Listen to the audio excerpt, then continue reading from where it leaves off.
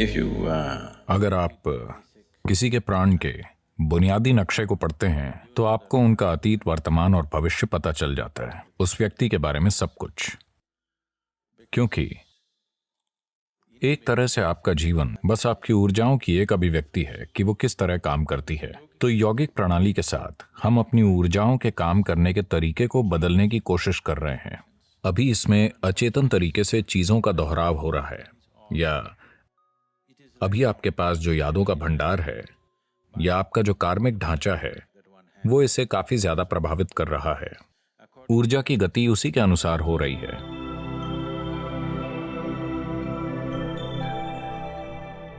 अब अगर हम इसे देखें, भूल जाइए कि ये किसका चित्र है, ठीक है?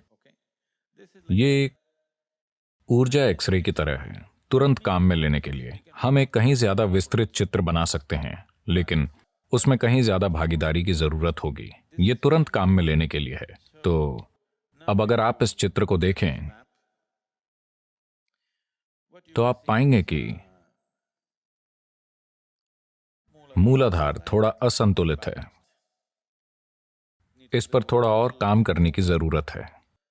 स्वादिष्ठान ज्यादा मजबूत नहीं है, लेकिन ठीक है। मणिपूरक अच्छा है। अनाहत उलझन में है। आप जानते हैं ये क्या है? आप जानते हैं कि कौन सा चक्र कौन सा है? अनाहत उलझन में है और कुछ ऐसा है। विशुद्धि ज्यादा कुछ नहीं हुआ है। आप जैसे पैदा हुए थे ये वैसा ही है। आज्ञा ठीक है, स्थिर है, कुछ खास नहीं है, लेकिन संभावना मौजूद है।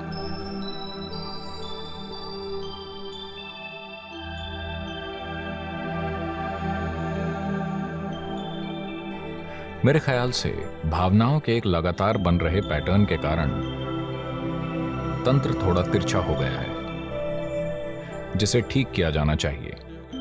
हठ योग करने के लिए बिल्कुल सही चीज है। अगर आप ठीक से हठ योग करती हैं तो आपके ऊर्जा तंत्र में जो थोड़ा तिरछापन आ गया है वो स्वाभाविक रूप से ठीक हो जाएगा। तंत्र विद्या जानने वाले लोग अगर किसी को नष्ट करना चाहते हैं तो वो उसमें प्राण की कमी पैदा कर देंगे। वो इंसान बिखर जाएगा। अगर आप किसी के प्राणों की बनावट समझते हैं तो आप उनका अतीत, वर्तमान और भविष्य जान जाते हैं।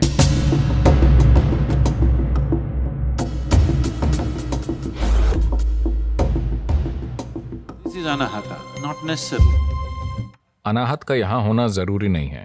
आप अनाहत को अपने हाथ में लाएं और बस किसी को छू लें, उनमें प्रेम का विस्फोट हो जाएगा।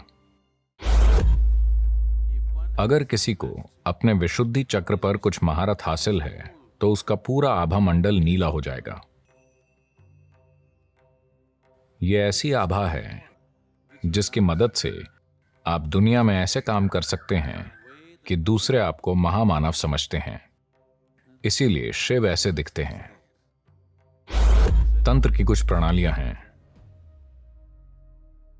विशेष रूप से मध्य एशिया में जिप्सियों के कुछ समूह थे। 2.5 से 3 घंटे में वो एक सेब का बीज लगाकर फल से भरपूर पेड़ उगा देते थे। कुंडलिनी ऐसा आयाम है, इसमें तब तक दखल नहीं देनी चाहिए जब तक कि आप वाकई काबिल ना हो।